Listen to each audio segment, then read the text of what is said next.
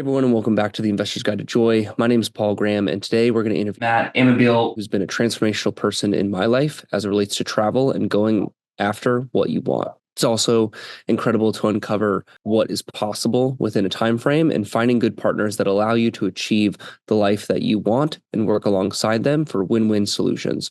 I'm currently in Costa Rica, beautiful country that I've enjoyed visiting, and I'm here for an entire month.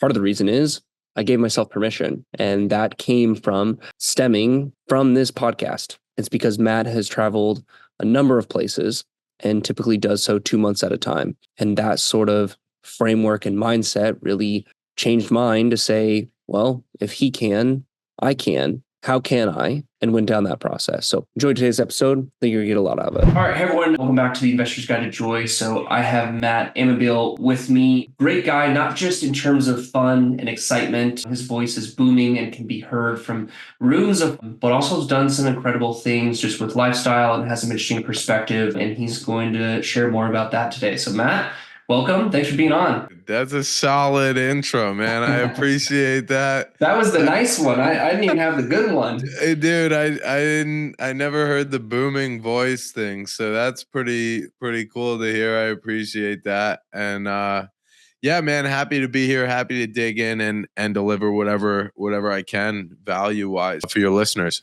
Yeah, no, you bet. So I mean, in some ways talking about your voice, if you will. So I mean, your time and sense of investing was, quick, right? Like you went kind of from 0 to 100, right? And so in a lot of ways, that's how I see and value of, hey, I'm just going to go for this, right? And figure it out. Like we were talking about before, I mean, real estate doesn't happen and finish until the wire is actually sent. At least for me, I need to sleep after a deal, happens, right? Because it's not over till it's truly, truly, truly over. So, not many people have, I would say, that level of conviction as well as the sense of adventure, right? Because you've traveled a fair amount. Like, what are some of the notable places that you've gone to, and what are the amounts of time you've spent there? Yeah, well, I think a lot of my bigger travel started when I left my job. And, right when I left my job, I did a month on the West Coast in the US. I was out in California and Washington and Oregon. And I did a month out in Puerto Rico. And I came back for Christmas time. And then, I did 2 months out in Europe. Spent some time kind of hanging out in Paris and Spain, came back home to the US, bought some properties, and then headed back out. I went out to Peru for a month and a half. I went to Costa Rica. I just got back from 2 months out in Colorado. And, that's the reason why I started investing, bro, was to have that free time, to have the ability to get out there and live my life, to have fun and enjoy and not to stress. So there's no stress in your life right now? I have a different mindset on stress now. I don't even really look at stress as a real thing. I think stress only accumulates inside of you if you allow it to accumulate. If you're just looking at every single moment that you're in as a situation to tackle in that moment, that brings peace into your life. And that drops a lot of the stress that can accumulate because you're facing every single moment as a situation in that moment, and you're tackling what needs to be tackled. So you don't accumulate all these different things that you have to do. And, you're just living every single moment, doing what you need to do in that moment. So that's my mindset on it. And sure. So you said stress now, what does that mean? Is that just today or 2 months ago, you had a different view on stress, or is that just as you become accredited? What does that mean? Yeah, I think as I've reached financial freedom for me was I wanted $5,000 a month passive. I'm at around $10,000 a month right now passive. And my life is, I get to do what I want every single day. But when I quit my job, basically when you could do whatever you want every single day, what the heck are you going to do? And so when you want to know what you want to do, you have to know yourself. So that got me digging deeper into myself to get to know myself at the deepest, deepest, deepest, deepest. I've been going deeper and deeper, shedding off all these layers of the onion until I get down to what is really me. And then once you're there, what was even the original question? I don't even know how I got to this answer here. No, I like keep going. Like how have you found the real you? Yeah. Is it You know, tactical? Is it time? Like what could you reflect on? that's been a lot of, digging in on the spiritual and physical side, like Okay. getting into yoga, getting into meditation. That led me to finding a deeper connection with my physical self. But first you go physical, and then you go mental, and then you go emotional. So you get in touch with the physical self, and then you can get in touch with the mental self, seeing the thoughts, watching the thoughts. Then you get in touch with the emotional self, seeing the emotion, seeing the anger, seeing the sadness when it pops up. Yeah. And each time you're watching this, you're recognizing this, you're seeing this not as yourself. So then eventually you get to dig back, and find what is really you. So that's like yoga, meditation got me kind of there. And then psychedelics really showed me a deeper story of who I am, like mushrooms, and then, diving into ayahuasca. And this is actually my first podcast I've done since I did ayahuasca. Welcome back. Yeah. Welcome back to the world, right? Yeah. Yeah. Yeah. It's been amazing, bro. So you mentioned quit your job. Like some people are certainly going to like think that, want that, what have you. Like, and they also want to live their ideal day. Like I've been fortunate to dig enough to know like what my ideal day is, right? Writing for an hour a day, doing focused work for 2 to 4 hours a day, phone off, another room, and then just kind of see what chaos or opportunities lie in the rest of the day, right? Take the day off, something comes up, yada, yada, see how the night goes, right? What, for the person who's like, I know my ideal day, amazing. Like what my fear is that some people would think, oh, these types of people quit their jobs and just figured it out, which I fundamentally believe that is true, right? Because you have the tenacity, you have the vision, and you have the figured outableness, right? You just figure it out, right? And not having ego along the way. But what have you really found from that idea of like, quitting the job, right? But for you specifically, was that like you had that plan and what you were going to do, right? Partnering with sellers to get that passive income, and you were just going to figure it out? Because there's almost like a blind optimism sometimes. Yeah, man. That's really tough to get to that point where when do you find the confidence that you're able to quit? When do you leave the job? And that's going to be different for everyone. For me, I needed a solid base. I needed my solid base of assets that had enough income coming in. And I think when I quit my job, I was right around $7,000 a month passive coming in from my assets. And that I knew was going to be enough for me to live off of. Not only did I have $7,000, but I also had $120,000 in a savings account, which if I excess over that passive income and I spend $5,000 a month over that, that's going to last me 120 divided by 5. What is that? Sure. 50, 60 months, right? Yeah, 60 months.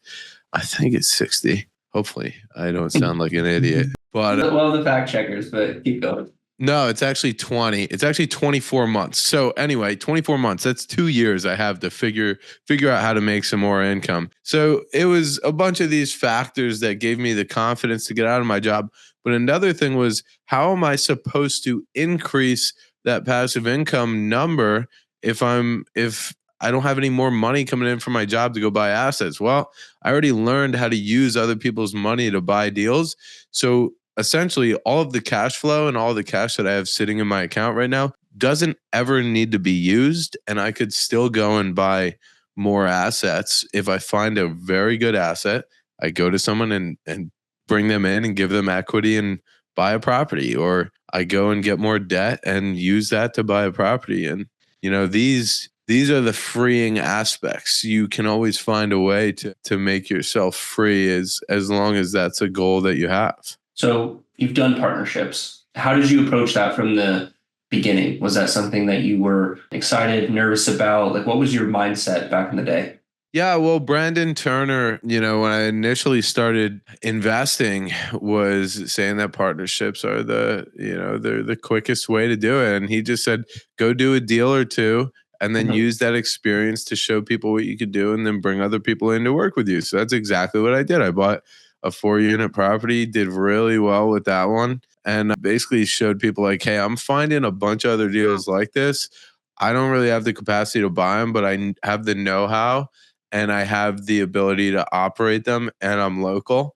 And that led me to, my first partner, Charlie, and we bought some deals together and I had my doubts about him, he had his doubts about me, and that's worked out really well. And then I, partnered with another mortgage brokerage group and that's worked out really well. And I have another different partner that I work with, and then I have assets that I bought myself, and I just own them 100%. So I like Sure. the mix. I think partnerships give you confidence to go a bit bigger, and when you have two people who are saying like, yeah, that looks good, or I don't really know about that, it's good to get a second opinion on that deal. So I've liked it, and I think it's worked out pretty well for me. Sure. What have you found has been the mindset as you've changed, right? So it seems like, going to maybe bigger deals as you have that confidence, like that has changed. Are there other things you've changed in terms of your mindset as you've gotten more reps? Oh yeah, not caring. Like How so? Like not caring about what or like you who? you you can get attached to the deal so quickly Okay. in the beginning, Yep. like, oh man, this seller is going to go in, and then that deal becomes your heart your heartache deal, and you're falling in love with it and you can't wait till you get it, and then you fall out of contract and your world falls apart.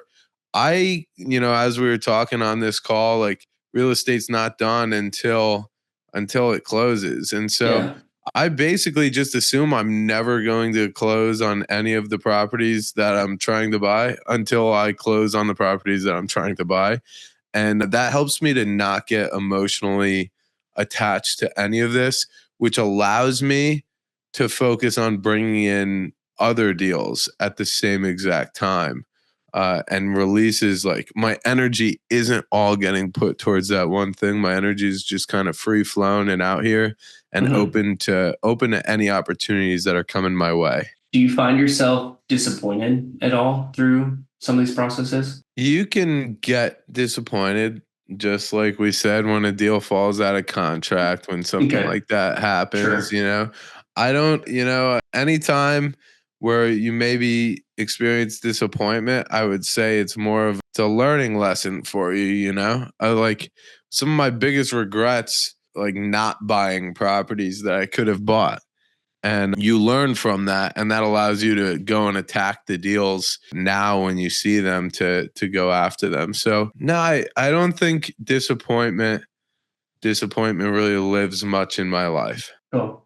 Yeah, and I was curious about that since you have a thought of just not being emotionally attached, right? I then think of, well, then I can't be disappointed. Why? Because it's impossible that's just not something that serves me, right? Yeah, exactly. Yeah. What have you found emotionally as, these things change? You mentioned how by buying these, like you're not getting, attached. Have you found your like level of like generosity or being helpful or things like that to these other partners has changed? Like maybe you'd be willing to do more work than you would before, or is it maybe less because you don't have to be as scrappy, or are you still scrappy? Like what have you really felt through a lot of this process? Yeah, it's interesting. I never really thought, question myself on that. But I think if one thing has happened, it's that I've learned my value and I know what I bring to the table. Okay. And, if I'm buying a deal, even if somebody's putting down every single dollar to buy the deal, like, I know what my worth is. And I know, I can Mhm. still keep 70% of that deal. I don't have to give away tons of equity to get these deals done because I'm bringing quality deals to the table, Sure. and I've got the skills. I've got the local knowledge. If these guys wanted to buy that property in this area that I'm in, that I am the expert in, they couldn't. They wouldn't be able to do it without a team behind them. And that's the barrier to entry here, is finding good people and a good team. And that's what I have. And so I know my value that I bring to the table. And, I think if anything, I've just learned how to be a good partner, and I've learned how to be more transparent and open, and talking about the deal in open arms, and doing everything I can for the project to be a success. Yeah, I mean that's incredible. Especially, it seems like learning your value and worth for yourself, right, as well as your skills and abilities.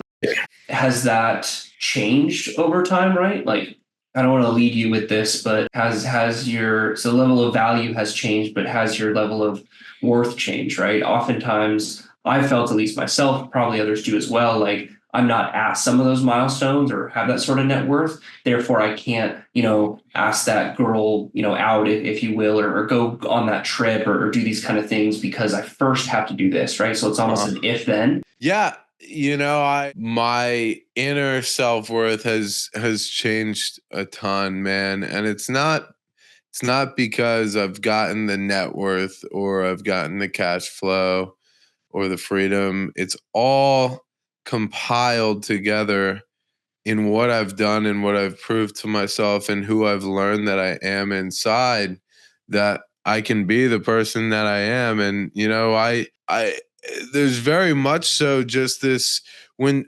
once I reached financial freedom, and I really reached it, and I felt it, and I feel it, like I'm literally just feeling it heavy now, like this is Mhm. actually real. I can do this long term. I've come into this, I am who I am, and that's all that matters. I really don't care what you think, what you have to say, what your mind is saying. So yeah, when I feel that way, damn right, I can approach any girl I want, and I could go up to any and that's like, I'm still a single dude, bro. I'm still going up and, hitting on chicks and women, not to call them chicks, but hitting on women, and doing it as respectable as possible, but as confident as possible as well. Because, that's when you learn who you are, when you really learn who you are, you get confidence, because now you don't have to question who you are,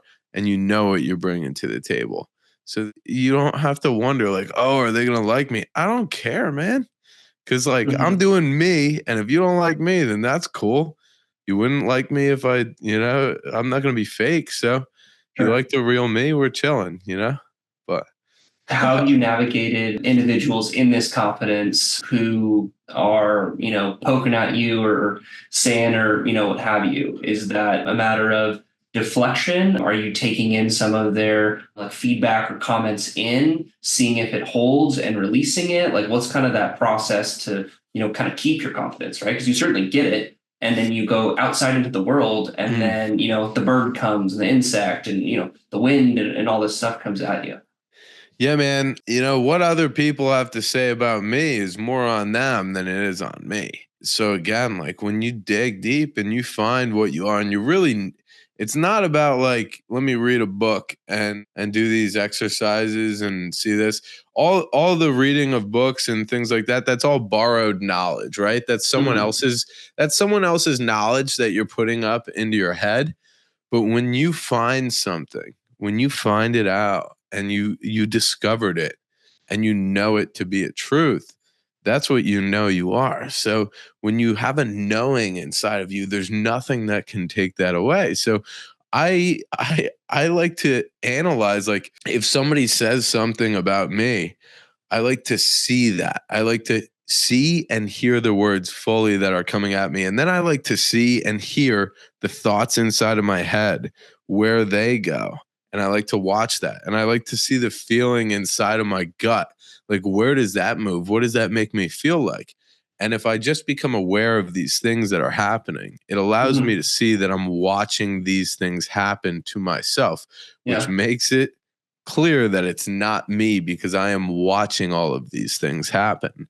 And so that feeling, that thought, those beliefs, they can dissipate, they can leave, And, and nobody, I don't know, people don't say bad things to me, to my face at least, behind my back, whatever. But either way, and Sure. I will never say anything bad about someone else because that will hurt me. That will hurt me 10 times worse than it'll hurt the other person. Why do you feel or think or believe that? So inside, inside, when we get to the deepest part of self, there's love. There's love for ourselves. And if we have some part of us that is not in love with another, and we feel the need to degrade them or try and bring them down with our words, it's because we're not fully loving ourselves. We're not allowing ourselves to love ourselves.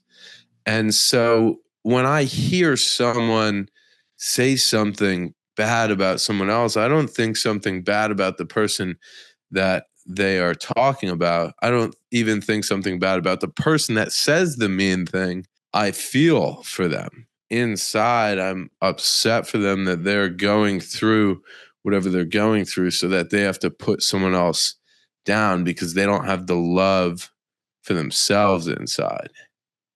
How would you recommend, or have you found like that then changing of thought and speech, right? To not be, down putting to others. That's an interesting one, man, because if the thought is still there, Mm-hmm. if we think negative things about someone and we don't say them, we're acting. We're acting. We are holding, put like if you take your morals and you write them down and these are your rules. And like rule number one is I don't say bad things about other people. You're following a rule book right now. And inside that apple is still rotten because inside you want to say that kid's a loser. But Sure. but on the outside, your book, your rules. I'm not going to call that guy a loser, but inside the apple's still rotten. So you have to go back behind it all. You have to see it all happening and see what is going on inside. And that awareness of Mm-hmm. self fully transforms the way that you think and operate. So a bad thought, it's not even a question in your mind anymore. They don't come. Yeah. Okay. Yeah. And it seems like, the time and the practice. Yeah. Yeah. When you're doing these like long trips or just, creative trips, if you will, right? It's not down the street. It's to, really cool, exciting places. What are you doing there, right? Is it vacation and wandering and kind of a walkabout? Is it work? Is it a mixture? Certainly it depends.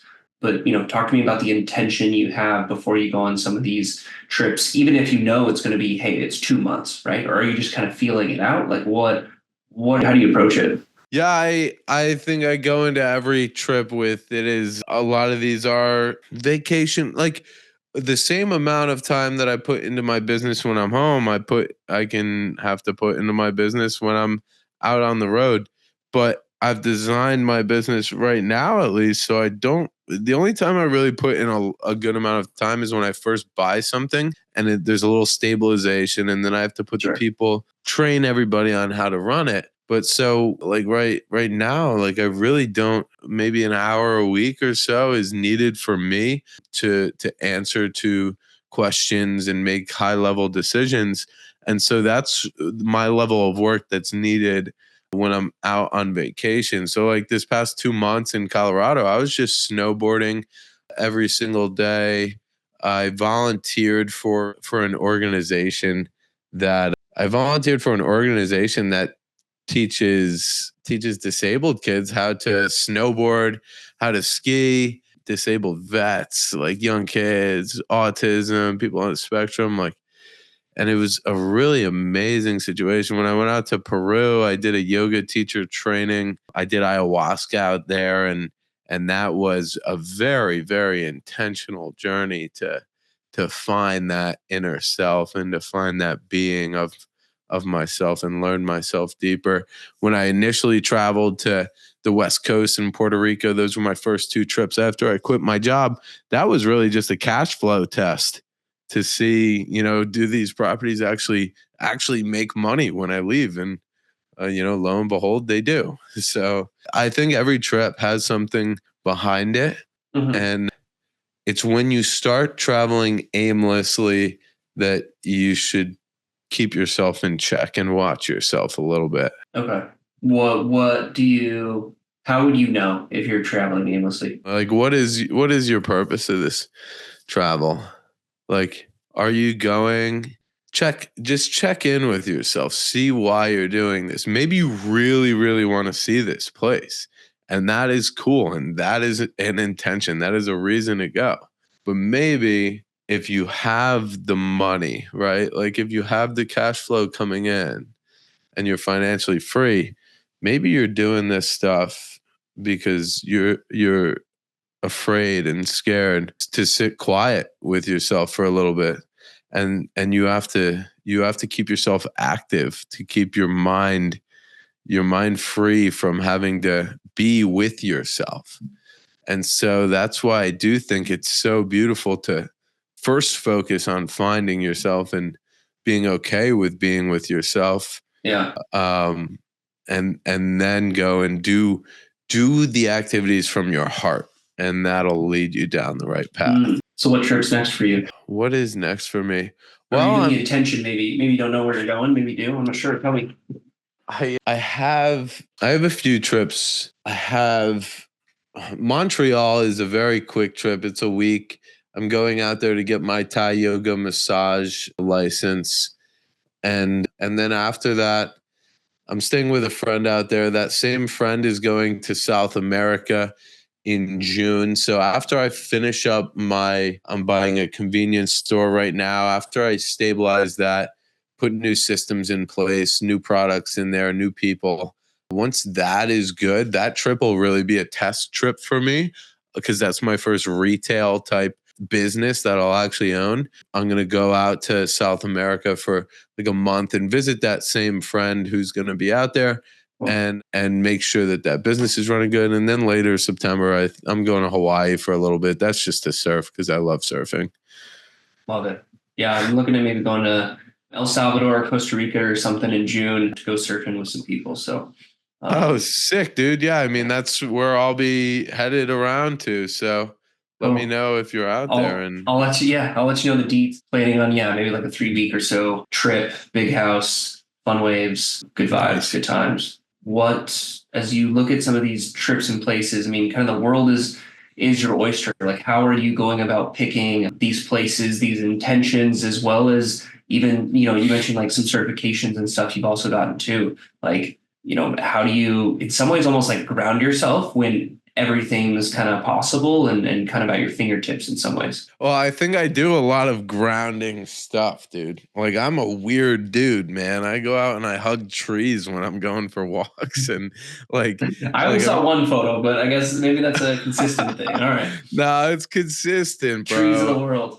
It is. And trees can teach you a lot, man. The How trees so? don't ever get upset. The trees don't ever get jealous. But Mm, the trees are growing from this little seed into this gigantic tree its whole life, and you never heard it complain. You've never heard it hear a problem. So why we've been here 30 years, 20 years, whatever it is, why do we have so many problems? Why can't we just be natural and let like you said to me, the wind is flowing you around, bro. Like yeah. let that take us where it will. And yeah, so I stay grounded through yoga. I stay grounded through making sure I'm in top my best physical shape. I really Okay. enjoy physical fitness. If there was one thing that I would say is a activity that I do too much of, it's probably working out. And I don't give myself I put a lot of time into like lifting. I have a lot of friends at the gym, and then I go do Sure. yoga and I take my dog on a walk. And it's not, I mean, I say it's not a bad thing, but like, that's probably the one time where like I find myself not as grounded is either if I'm caught up at the gym or if I'm caught up in business. And Okay. so I could check myself. How do you know, like, it's too much time? Like, is it the amount of time, or is it like you processing maybe emotionally that you're actually using it as a scapegoat to not do the work that's absolutely required? Yeah, I think it's just actually too much time. Like I probably spend like 4 hours a day doing something very active. And maybe that's not too much time, but it's a lot of time during the week to be putting in to activity. But yeah, I mean, I think at the gym and yoga and all these things allow me to do, it's like I get to clear my head. And Hmm. I find that when my head is clear, it's very clear for me to know the things that I have to do in my life. And realistically, like everybody thinks like you got like if you looked at the properties that I own and like the team that I have and like the things that I'm buying, you'd be like, oh, you have like 1,000 different tasks you have to do on this, this, and this. But like in my head, I'm like, no, like I just have to close on that. I have to close on that. I have to call my in-house property manager and ask her to go fix any of the things that need to be fixed. And so I have 3 tasks for my day. I keep everything very high level, which allows me to be very clear. Has that been something you naturally been, or you've had to practice more of keeping things high level? Because it reminds me of like elevating and delegating, right? Hey, let's keep things up here. I need this stuff. Let's delegate this out and ensure it's at a similar typical level, right? It's not you going into the weeds and being like, hey, person, here's the 100 tasks you got to do. This has got to look like this, right? And go through that. Yeah, I mean, I was in the weeds until I was out of the weeds. And Okay. once I got out of the weeds, I told myself the weeds are not where I want to be, bro. So, No so more like weeds. bringing this, so I have a tenant who lives a single family property I have, and she just started doing cleanings for me at an Airbnb, and she was just like really timely and doing really well. And then I just kind of like asked her like, would you want to like answer phone calls for me? And she did really well with that. And I was like, would you want to manage contractors for me? And then it just kept evolving and evolving to the job that she's got now, which is basically like managing the whole portfolio. And she just kills it. And so I released that. I could have said like nobody can manage this as good as me, but in my head I was like, let me give it a shot. Why not? Worst thing that happens is I go back to doing it the way that I was doing it. Sure. So, How did you yeah. explore that? What was it again? Just like, hey, I'm curious about this. Like, did you have an objective that you then were curious if it fit, almost like a puzzle piece, or was it more just like putty and you're just like, hey, I got this thing. Like, want to play with Play-Doh? And she was like, oh, sure. Like, sounds Huh. good. So what I did was I first introduced her to the idea like just of cleanings and that kind of got things going. And then I asked her about it, like, would you want to be more involved in this business side of things? She said, yeah. So what I did is I took a Google Doc and I wrote down every single thing that I do. Hmm. And I called it SOPs. And I Yep. just wrote down, if a toilet breaks, here's our plumbers, here's our HVAC guys. This guy, if something needs to be done quick and well, pick that guy. If something could take some time and we could do it a little bit cheaper, use this guy. And basically like laid out everything that was in my head for her to do. And she read the whole document. She took it from there and now she's got her own way of doing things where like I don't even hear like sometimes I'm so shocked about the things that went on that she went and fixed because I never even heard about it. And like she just did it. And now granted, like we've had some times where it's like there was some expenses where like I was like, where did that come from? And she was like, oh, this happened and this happened. I was like, okay, next time, like, so we just have like this little rule, anything over like Sure. 400, anything over $400, she comes to me. And, luckily we don't have a ton of those issues, but That's good. I laid out what I could, I did what I could, and then I just left it out for the universe to take over. How has, doing a podcast been, right? So you've done a handful of episodes. What has been the thought process behind it? Like, why start it? Like, not to say everyone and their mom's doing a podcast, but most people are. I mean, we're on one. But what have you really found from that process? And I'm thinking more mindset, right? Like, sure, you possibly found clients or friends and you learned some stuff along the way, right? But Yeah. 0 episodes to, what you have today, because you've done a healthy amount, right? What have you Yeah. really found of how your mindset or emotions or other things have changed? Yeah, yeah. I think there's like 100 or something episodes on there. And, I that got has, 142 on Apple Podcasts at the moment. So you got some healthy 142, stuff. or that's what I No, have. that's what you have. Yeah, I see A hundred. 142 on podcast. Yeah. Yeah, And I haven't dropped anything since like December or something like that. Cause I just loaded everything up before I went to Peru and put it in there. And, I still have some backlog that I got to get out there and kind of come back on and re-intro myself. But, sure. that has done really, that really has done wonders for me, because I know that I can hop on and have this conversation. If anything, what it did was it proved my intellectual ability to carry a conversation with very high level thinkers. And you realize that like a lot of these guys are just like you. So Sure. like someone who's buying, someone who's making 200 grand a month off of insurance versus someone who is owning 500 million in real estate. Like I just had an hour-long conversation with them and I understood everything they said, and we were Mhm. going back and forth. So it just makes you more confident in yourself and Well, gives you the strength, man. yeah, yeah, I could absolutely agree with that. So one thing I have for, concluding this podcast is the idea of what would you leave in the guide, right? So this is the investor's guide to joy, right? So just like you would climbing a mountain, right? Like you did Mm. recently. Congrats on that. That's the same mountain I've climbed too. We'll see if I ever do another one. But what would you add to the guide, right? Is it a quote? Is it experience? Is it perspective? Like what would you kind of sign your name as for, kind of the guide to joy, if you will? The guide to joy, what I would put in the book is to take a step back, take a breath, watch your breath, come into this moment, see that this life is only ever right here and right now. And this is the only thing that we could be doing. So this is Mhm. the best thing that we could possibly be doing, to love every moment and to see the self inside of you that is here with this moment. And if you find that any moment that you're having a bad day, or you're feeling bad, or you're feeling sad, or you're feeling angry, you find that within you that is right here, right now, living this day, and you'll see everything is okay. You bet. And I think a good thing to highlight with that is like you're doing the best thing, right?